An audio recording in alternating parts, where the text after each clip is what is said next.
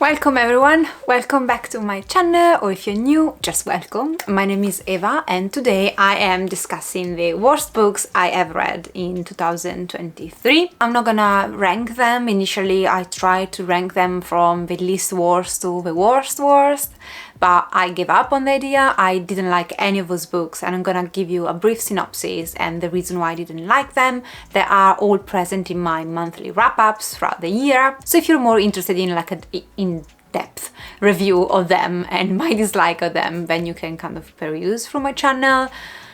But here is gonna be the short version. I am gonna do also most disappointing books of the year, but that is different. Those are books that I had expectations that weren't met, but I didn't necessarily think they were the worst things I've ever read or not ever read.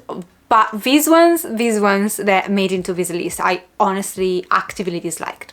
And these are, in my opinion, books that weren't worth my time. They can be worth your time, you can love them, that's fine. I don't think I need to do disclaimers.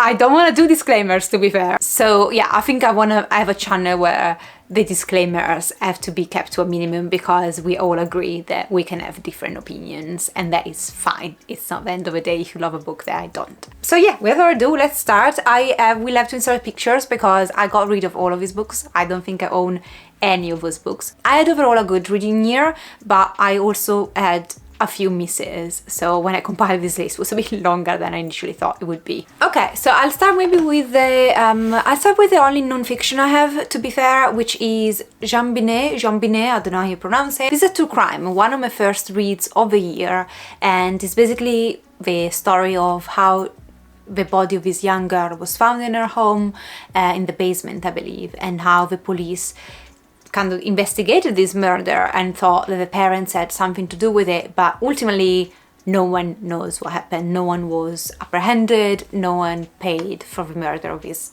little girl. And I think it's been a year now since I've read this book, listened to this book, but I found this as a true crime particularly lacking on all aspects of things that I like in a true crime, which is compelling writing, which is informative writing, and it's satisfactory writing. So I don't remember much about the prose, to be fair. What I do remember is, though this story as a true crime sounds very interesting on paper, the way it was told, it was very boring, very long-winded. A lot of events were written in a way that didn't hold up suspense, which they should, due to how this case was twisted and how many twists and turns in the case seemed to be. But they just didn't come through because of the way this was told, in my opinion. Also, the way the police and everybody handled this is absolutely dreadful, and ultimately you start the book not knowing what happened and you finish the book pretty much not knowing what happened. So to have 30 hours almost of audiobook and the twist that happened made into something that lacked the interest that usually you should feel in a true crime. I don't know if you read true crime, you know what I mean. And he managed, this author, to make a case like this boring, which is absurd. So yeah, didn't enjoy this. The worst true crime I've read in a while. Okay, let's talk about the most recent, I believe, which was The Cabin at the End of the World. And I just read these in December, so you might have heard me speaking about this in my December wrap-up, if you by chance had watched it. So this is a sort of slasher. It's, I think, categorized as a horror, but it's more of a slasher if you want, if you even can call that a speculative horror, whatever. And it's about this couple. They are in a cabin retreat with their child, and at one point strangers arrive at the cabin and tell this family, you have to make a very difficult choice because if you don't, the world is gonna end. Okay, so Paul Tremblay, the author of this book, has been a bit of a miss for me in general. I didn't mind too much A Head Full of Ghosts, but I wasn't blown away by any chance. So his writing, I knew it was not necessarily my cup of tea, which is fine. But this one, I loathed. I really disliked the plot as well.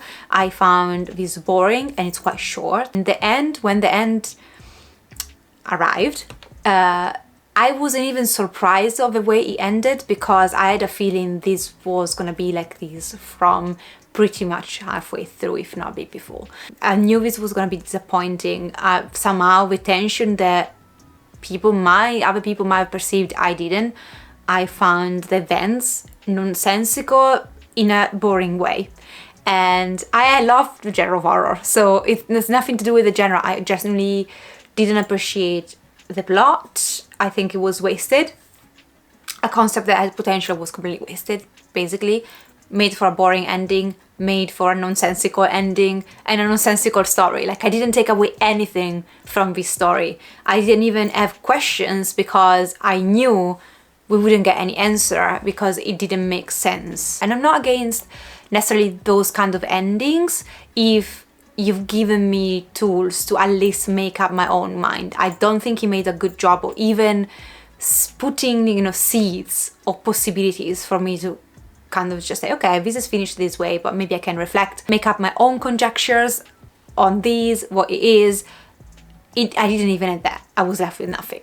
7 Faceless Saints. This is a book that I received by Fairyloot, and I don't remember if it was their YA. I think it was a YA box, and I don't even remember much about the plot. Okay, so I just know it's a fantasy, high fantasy, and there is this kind of religious background where the male protagonist is a guard of this kind of religious group of people that pretty much have the command of a city, and then you got the female protagonist who's against this religious order for whatever reason. They used to be friends, but now they're enemy, but then they kind of have to collaborate again because there is a murder they need to solve, something of a sort. And again, I loved the premise, and it didn't give out much of anything. At the end of the day, I found the romance extremely boring and dull. Okay, so let me say this.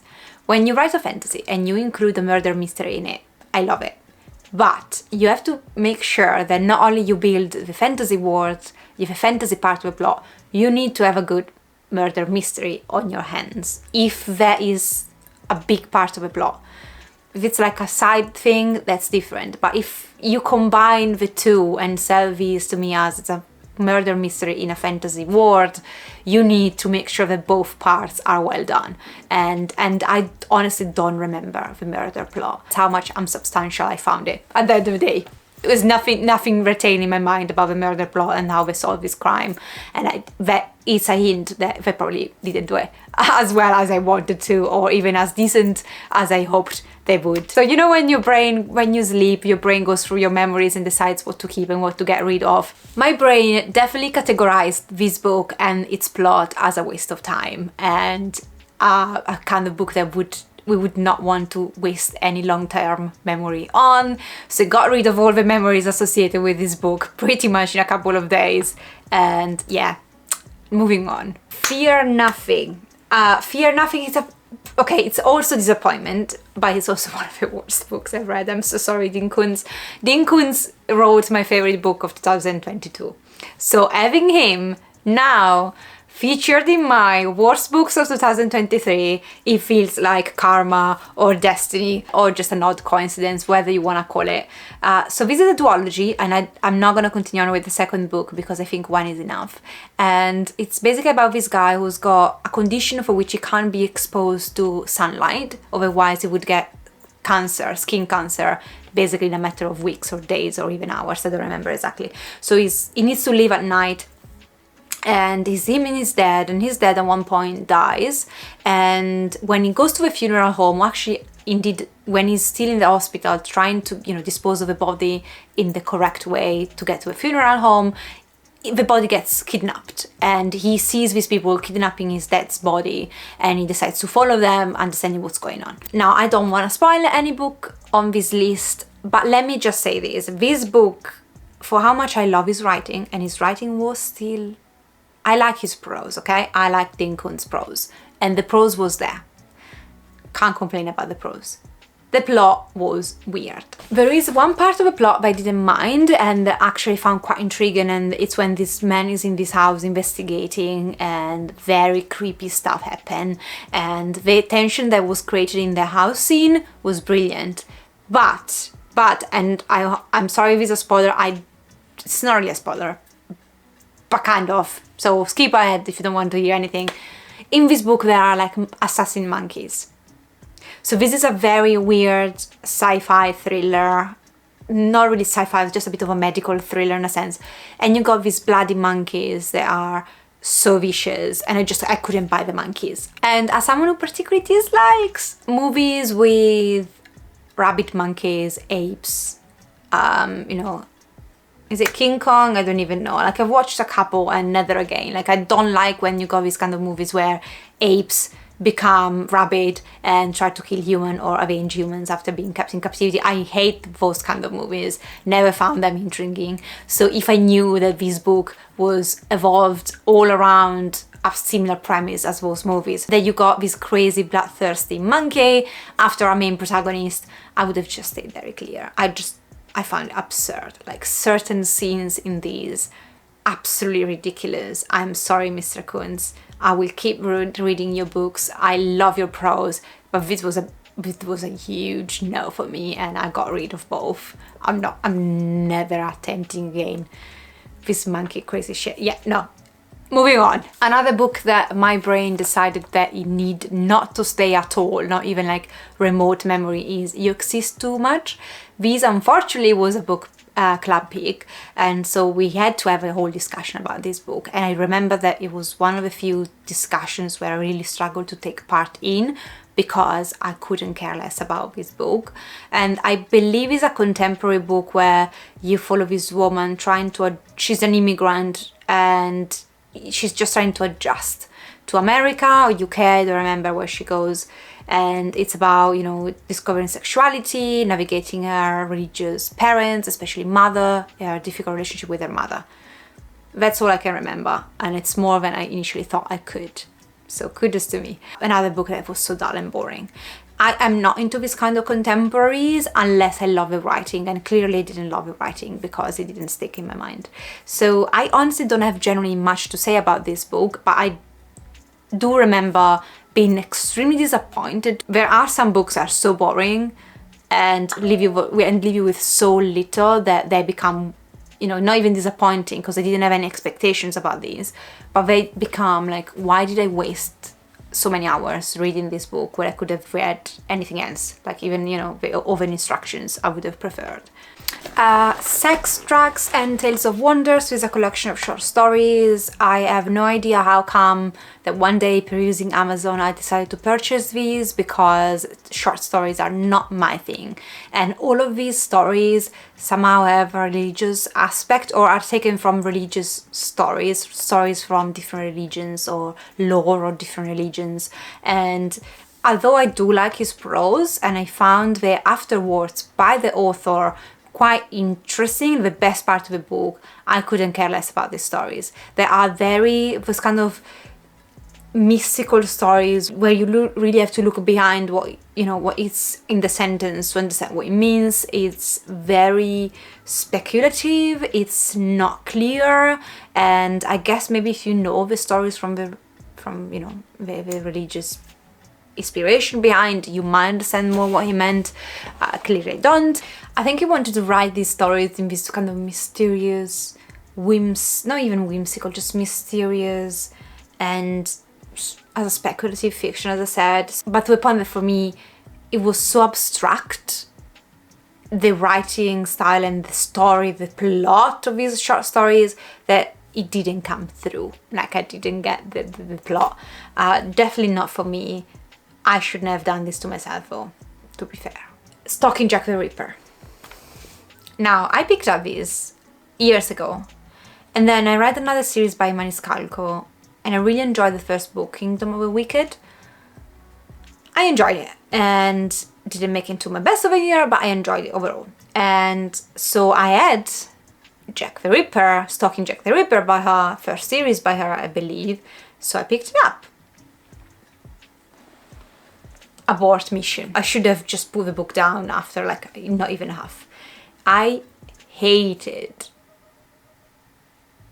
What is this noise? Apologies, there is a noise coming from the vent, I think in the other room or something, and I don't know what it is. I'm trying to understand what it is. Anyway, but it's distracting me. The premise is, you know, Jack the Ripper, a very famous murder case. You follow in this case a girl trying to solve Jack the Ripper murders. And from the protagonist, whose attitude of I'm not like the other girls, because again she had a passion for medicine that at the time women shouldn't have, or that very rarely women would admit out loud, and she was quite vocal about her passion for medicine. And so her attitude, I couldn't stand her. And the mystery, who Jack the Ripper was, I thought it was such bullshit. And the fact that they were investigating for a whole book that, and then that person turned out to be Jack the Ripper, and also how they decided to then fix the situation. Nothing worked. I hated the solution of this. I hated who he was. They were so fucking dumb not to realize who he was, if that was the case. And then they did that in the end. I was just like, none of this makes sense. I found it offensive to my passion for Jack the Ripper case. I've read so much about Jack the Ripper case, and I should stay away from retelling because I never found one, either in graphic novel format or book format, that I care, that I like. And because I'm so passionate about it, I take it quite personally, and I found quite offensive when people butcher stories or retellings of Jack the Ripper in this way. It's not offensive in reality, I guess, it's just offensive for me because of my passion for that true crime story. Anyway, I take it personally, basically. This didn't work for me. I'm not continuing with the series, needless to say. The Foxglove King. I had a very nice 2023 year when it comes down to romantic fantasy. First of all, I do not read romance in general. Very few romance books, but when, you know, I do enjoy some fantasy that have an element of romance when it's well done. And I had a couple of wins in 2023 I was so proud of, and looking at those wins, the Foxglove King has to suffer miserably because of a comparison with books that I believe they were very good books, and there are in my favorite of the year a couple of those.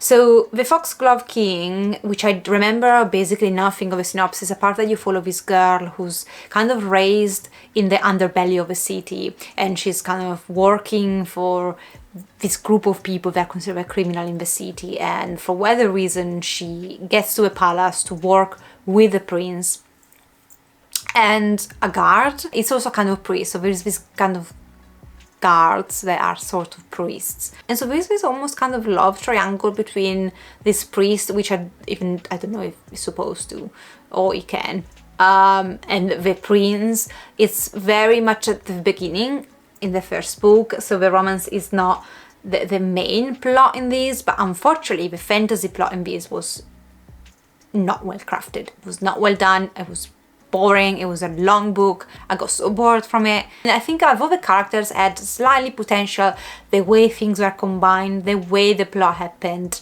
the way the story was developed was highly disappointing, to the point that I found myself almost putting this book down. And I think it's almost a miracle I finished it. I have to praise my strong will of continue on, or maybe my dumbness of continue on and getting to the end of this book and wasting so many hours on it. So yeah, it was a waste of time. Basically, not continue on, disliked it profoundly. Lovely though, fairy load edition of it, and my heart broke when I had to sell it, but I don't have enough space to keep books that I generally dislike actively, and this one is a dislike because it brought nothing apart from dullness. Okay, so the next one is quite divisive. Fleeging. So this is the story of this creature, which we would assume it's sort of a vampire creature. She wakes up, I believe, in a cave after her village has been attacked, and approaches a man. She is young, so these creatures, they age differently, so she is still a child. As a creature, she looks like a child. She is a child for her people, but in human ages she's quite old, but she looks like a child, and this is a very important point. And she approaches this human male, adult human male, that becomes her lover. They've got this sort of bite that's quite addictive. So basically she enlists his help to survive and find out what happens to her people while having like him as a main lover, but then there are other lovers that are added on, and these lovers are including like a middle-aged woman, and is again the key here is middle-aged. So it's a vampire story, and she has humans companions. She feeds off of them, they have sex, and it's kind of like these humans will live a bit longer, they don't get ill. It's the author take on vampires. And this is a book that if I could potentially choose one of the worst, I would probably put this very near the top, if not at the top. I am morally against this book. I am sorry. I love vampire, you guys know it. I could not suspend or not put aside that despite this girl, yes, in human years, being 50, 35, looking still like a child. If you have sex with a child and you're a man or middle-aged woman and that's a child looking like a child, for you human, that you're looking at, the thing in front of you, that's a child. It looks like a child. And you agree to have a relationship, a carnal relationship with the creature. I don't care that in human age they are not children. For their people, they are still children. They look like children for your people. No. I think I could argue with people against that who love this book. I'm not saying that I won't read anything else by the author. The prose was not the issue at all. Now, I want to think that if I could disentangle my moral issues with these, and if his plot was to take place with a protagonist that was a vampire that looked like an adult, I would still probably find the plot not remarkable. I just didn't enjoy the plot in itself. However, we'll never know if that would be the case, because all throughout the book I had this issue and I was actively bothered by it. I listened to this on audio, so unfortunately I don't know the book, because I would have got rid of it, but I didn't have to. So yeah, I'm not saying that I don't want to read anything else by her. I've heard so many amazing things about the author that I will definitely give it another try. But this we can argue. We can go in the comments and argue politely. We can have an argument about this. I think I could definitely have an argument with someone about this book. Let's go back to Dal. I'm reading one of those now. Those kind of books, I like them therapy books, but they're not like a non-fiction book. I'll explain what I mean. The Midnight Library. This was so popular, and it's about this story of this woman who basically attempts suicide, and then she's able to go through different lives where if she'd make different choices, very slightly different choices, she could have lived very different lives. So she goes through all these lives while fighting for her life. And I found this, again, a concept very cool. In a book so short, was rushed, was not well done, and I think the protagonist, I couldn't stand the protagonist, which is not the point. It's fine, because I think part of this was also that she was unlikable. But she didn't change at all throughout the book. She was unlikable at the beginning, she stayed unlikable, and seeing her going through so many different lives, so seeing her being given so many opportunities and butchering them over and over again, it was just quite frustrating at the end of the day. And what I mean is, it wasn't the worst case scenario of not preach, but therapeutic books, where certain characters in the book speak at times like some parody of a therapist, and I found that very not lifelike. As someone who studies therapy and is undergoing that journey, it's a very difficult dynamic between a therapist and a client. And when I see this kind of parodies, again, because it's something that personally, I personally care about, so probably I'm more sensible than other people would be, that it makes sense. And that is fine to have a kind of writing if maybe you were like talking about a therapeutic relationship, or, this character was in therapy, but in everyday's life, it feels a bit weird. Not saying that it doesn't happen, there are so many insightful and well-spoken and sensible people that will have discussions that can resemble a discussion you might have with a therapist. Definitely. But to the extent that some books or all the characters in the book are therapists, or the way they speak is so convoluted and so therapeutic-like, it feels very odd in certain scenarios. I don't know, I don't think I've made my point clear. It's in my head, it makes sense. I promise in my head it makes sense. And I'm gonna try, when I do my January wrap-up, to explain a bit more what I mean, because I'm definitely reading a book like that and I'm not like, enjoying it because of that. So this wasn't the worst case scenario at all. I think it was very mild, that therapeutic feeling I had. And ultimately it was more about the plot and her butchering her other lives anyway. But yeah, I don't get the hype for this. I'm sorry. Let's go with the other very controversial one. Oh, people are gonna hate me. That's fine. I can take it. That's my genuine opinion. Daisy Jones and the Six. I dislike this book a lot. Not her prose. I enjoyed The Seven Husbands of Evelyn Hugo. I like her prose.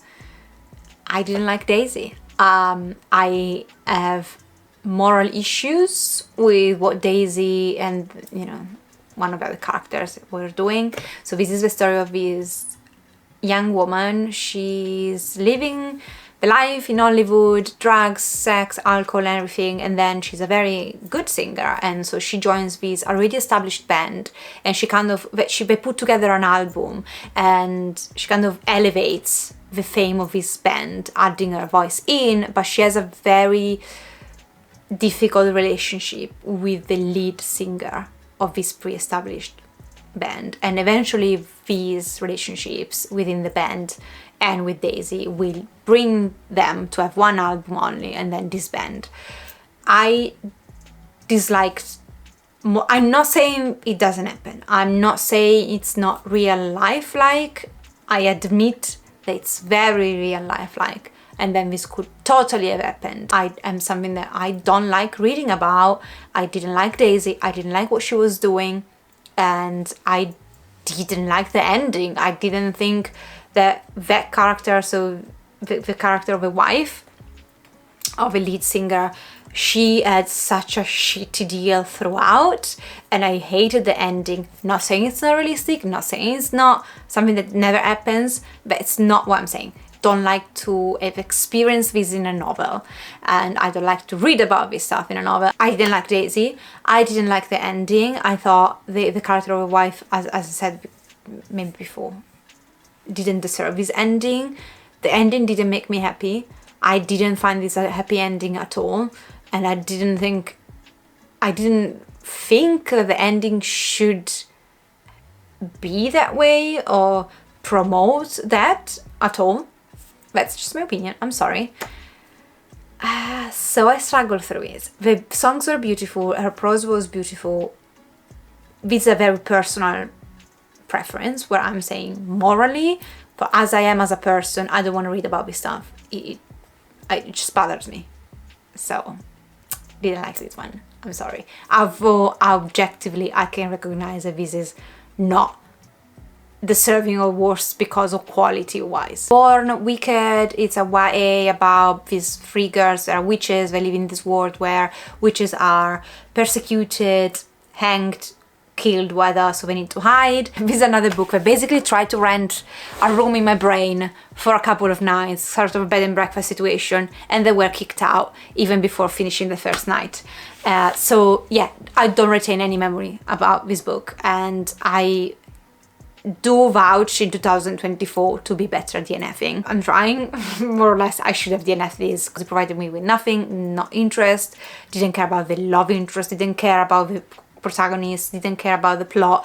I think it's the kind of YA that it just doesn't work for me anymore. I should have let it down, and it's in this list not because I think I'm the right audience to judge these. I shouldn't have read these, as I said. It's because of how boring this was. The last couple are similar to this I just mentioned, so where they just didn't do much at all. We Spread by Ian Reid. I listened to this on audio and I'd heard amazing things about this. It's about this old woman who's now lost her husband and she needs to go and live in a care home. And you don't know if there is something medically going on with her, and that's the reason why she needs to go. But she definitely does not think there is nothing wrong with her. Boring. I was expecting something different with this.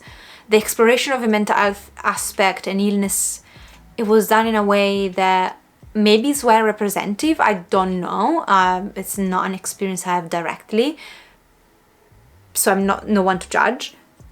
But it didn't appeal to me reading through it, or it didn't convey what I believe maybe the author wanted to convey personally. So I've watched movies, for example, there's a recent one with Anthony Hopkins. I think he was having like Parkinson or dementia or Alzheimer. The way the movie was, I really connected with the character.